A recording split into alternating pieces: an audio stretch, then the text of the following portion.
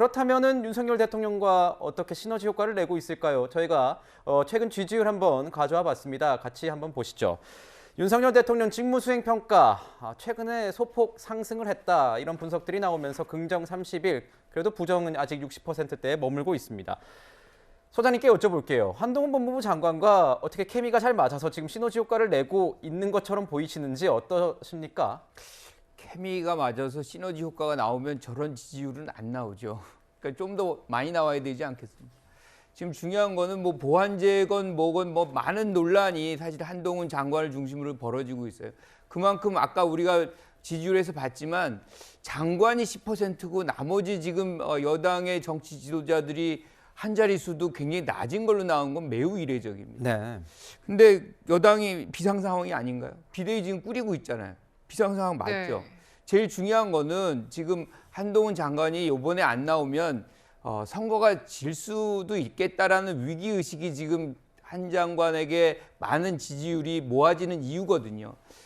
사실은 공동정부라 그래가지고 국민들께 우리가 공동정부 할 테니 표를 주십시오 하고 안철수 대표랑 같이 했어요. 사실은 지금 공동정부가 없어졌습니다. 어떻게 보면 지금 공동정부는 누구랑 하고 있냐면 한동훈 장관하고 하고 있는 것 아닌가라는 생각이에요. 제일 중요한 거는 윤석열 대통령이 제일 중요한 건 지금 본인의 의사를 받들고 그리고 총선을 승리해야만 하는 것인데 이 두 가지 조건을 맞추는 분이 별로 없는 거예요. 뭐 예컨대 유승민 전 의원이다, 지금 안철수 의원이다. 전혀 그렇지 않거든요. 그러니까 저는 한동훈 장관을 차출할 가능성이 매우 높다라고 보는 것이고요.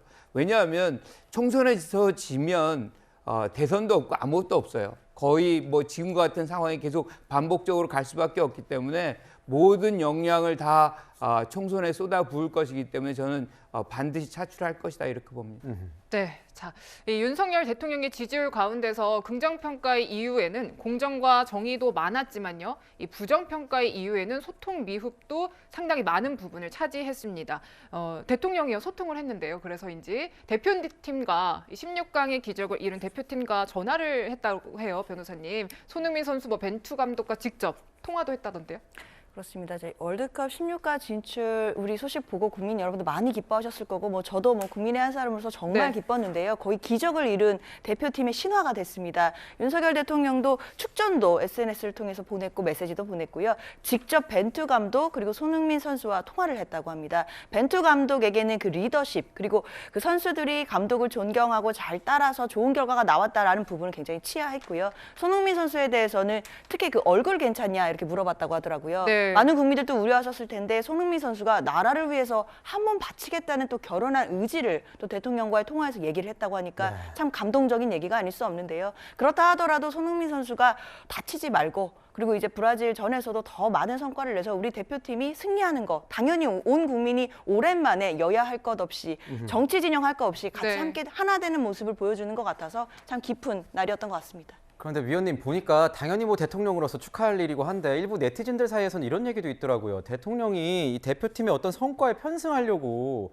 훈련 중인 이 대표팀 바쁜데 전화한 것 아니냐 뭐 이런 얘기도 하면서 과거에 그 러시아 월드컵 16강 탈락했을 때 문재인 전 대통령이 이렇게 라커룸에서 울고 있는 손흥민 선수 해서 그 모습 같이 찍었다가 좀 역풍을 맞았던 그런 일화까지 좀 소환이 되는 모습을 봤는데 어떠십니까? 이렇게 전화해서 하는 거는 저는 괜찮다고 보는데 어떻게 보세요? 우리 선수들 피곤한데 전화했다는 얘기 들을까 봐 훈련하라고 하느라고 바쁜데 전화했다는 얘기 들을까 봐 기다리다가 다음날 점심시간에 그 전화했습니다. 그럼 이렇게 훌륭한 성과를 냈는데 국민의 대표로서 대통령이 당연히 축하하고 축전 보내고 전화해야죠. 저는 앞으로 16강전, 8강전, 4강전에서 계속 윤석열 대통령이 전화하는 날이 오기 기다립니다. 그리고 축구 팬으로서 그다음에 그 정치부 그리고 외교부 기자로서 하나 소망하는 거는 우리가 16강전에서 이기고 일본이 16강전에서 이겨서 8강전에서 한번 맞부딪혔으면 좋겠습니다. 그렇게 되면 윤 대통령은 축하 전화가 아니라 카타르로 아마 날아가야 될지도 모르겠죠. 진짜 그런 상황이 오길 기다립니다. 네. 네, 이 소통 관련해서 대통령실에서는 이제 신년 기자회견도 준비하고 있다라는 목소리 나오는데요, 차장님. 네. 코어 스태핑 여부는 좀 정리가 되어 가나요? 아직 뭐 이렇게 어떻게 하겠다라는 방침이 발표되지는 않았는데요. 그러니까 다양한 어떤 소통 방식을 지금 대통령실에서 고민을 하고 있는 것으로 보입니다. 그러니까 윤석열표 대국민 직접 소통 방식이 이 출근길 그 약식 회견 도어 스태핑이었는데요. 네. 이제 불미스러운 그 사건을 계기로 해서 지금 잠정 중단된 상태입니다. 그러니까 다시 재개를 할 것인지 아니면 이 그 정기적인 어떤 기자회견으로 대체할 것인지 지금 대통령실이 고민 중이고요. 지금 이제 연말이기 때문에 아마 이제 새해 신년 회견을 통해서 이 윤석열 대통령이 국민과 직접 만나는 어떤 자리를 마련을 할 것으로 예상이 됩니다. 그러니까 윤석열 정부의 가장 큰 특징이라면 과거 정부에 비해서 직접 국민과 소통하려고 노력을 많이 한 것만큼은 인정을 받을 필요가 있습니다. 네. 그러니까 도어 스태핑만 61번 정도 이루어졌고요. 나머지 그 직간접적인 어떤 이 소통도 많은 편이었습니다. 이번 이 뭐 그 축구 대표팀에게 직접 전화하는 거, 과거 역대 대통령은 이 축전을 보내는 것으로 네. 발음을 했는데 윤 대통령은 저렇게 소통하는 방식은 상당히 좀 적극적입니다. 이런 적극적인 소통이 있었기 때문에 국민들이 볼 때는 좀 그 답답함은 없었거든요. 다만 소통하는 어떤 내용에 대한 어떤 찬 호불호는 있었지만 소통이 너무 없어서 도대체 대통령이 무슨 생각을 갖고 있는지 모르겠다. 이런 답답함은 없었기 때문에 이런 답답함을 없는 대통령으로 이 윤석열 대통령이 자리매김하기 위해서라도 도어 스태핑을 재개하든 아니면 그 기자회견을 뭐 과거보다는 좀 더 자주 갖든 소통에는 적극적으로 나설 필요가 있지 않나 하는 생각이 듭니다. 윤석열 대통령의 소통이 중요한 이유는 대통령의 행보이기 때문이죠. 대통령의 행보가 중요한 이유는 지지율과 연관이 돼 있기 때문입니다. 지지율이 지금 왜 중요하냐? 바로 여권의 차기 전당대회가 곧 돌아오기 때문입니다. 정진석 비대위원장이요. 국민의힘 차기 이 전당대회에 대해서 이렇게 얘기를 하고 있습니다. 들어보시죠. 뭐 친윤계 의원들 뭐 의견 들어봤다 뭐 2말 3초 얘기 나왔다 보도들이 있었는데 좀 어떻게 전혀 보셨는지. 사실이 아니고 이제 장문 경쟁이 시작되는구나. 장문 경쟁의 계절이 왔구나 이런 생각이 드는 거죠. 대통령이랑 전혀 아예 말씀 안 하세요? 네, 그런 얘기 안 하시고 그런 일까지 대통령이 뭐 지침을 주고 그러시지 않습니다.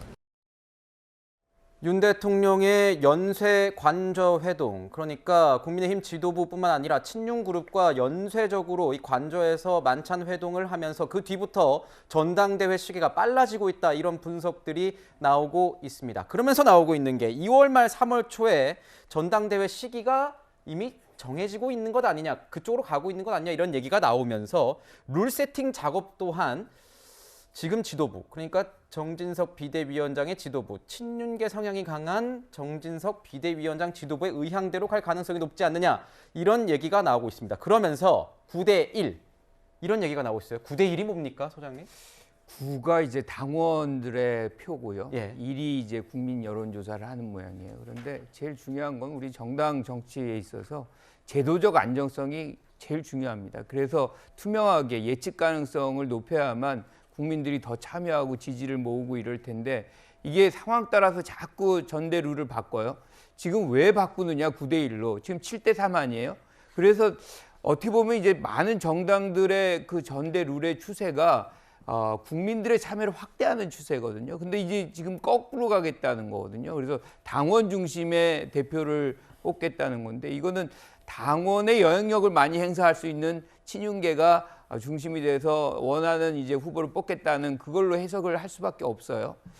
그러면 이제 어떤 결과가 빚어지냐면 당심과 민심의 괴리가 이제 발생할 가능성이 매우 높아집니다. 네. 그래서 전반적으로 이런 제도적 안정성을 갖춘다는 측면에서도 계속 유지가 돼야 되는 것이고 이게 어느 특정 계파, 특정인에게 유리한 쪽으로 이제 자꾸 제도를 바꾸게 되면 그 자체로서 국민에게 신뢰를 잃을 수밖에 없다, 이렇게 말씀드립니다. 네, 지금 전당대회 출마 예정자들 바쁘게 뛰고 있습니다. 그런데요, 주호영 원내대표가 이들에 대해서 이런 메시지를 냈어요.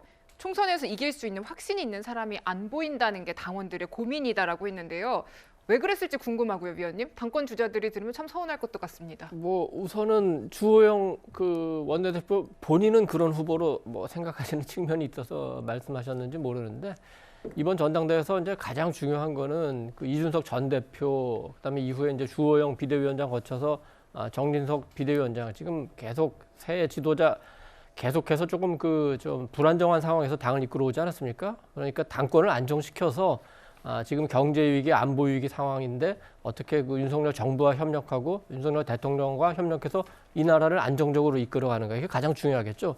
두 번째는 이제 주 원내대표도 잠깐 얘기한 대로 총선에서 승리하는 게 굉장히 중요하겠죠. 총선에서 승리해야지 명실상부한 정부 여당으로서 리더십을 갖고 이 나라를 이끌어갈 수 있기 때문에 또 차기 정권을 창출할 수 있기 때문에 그 부분이 가장 중요하고 총선에서 승리하려면은 어떻게 해야 되느냐 여기에 대한 이제 논의가 당 안팎에서 굉장히 많이 나오는데 그 중에서 이제 지금 중요하게 거론되는 얘기 중에 하나는 총선에서 어떻게 이겨야 되냐 승부처는 수도권 아니냐 그럼 수도권에서 승리를 견인할 그 대표는 누구냐 네. 이런 논의가 이루어지고 있고 아직은 그게 이제 어떤 한 방향으로 모아지진 않았습니다. 바로 그게 이제 전당대회 하는 과정에서 모아지겠죠. 그렇게 되면 서서히 그 네. 당권의 향방도 결정 날 거로 봅니다. 네. 네, 지금까지 국민의힘 전당대회 이슈 함께요. 한동훈 장관의 정치적인 역할까지 짚어봤습니다. 네 분 말씀은 여기서 마무리하도록 하겠습니다. 감사합니다.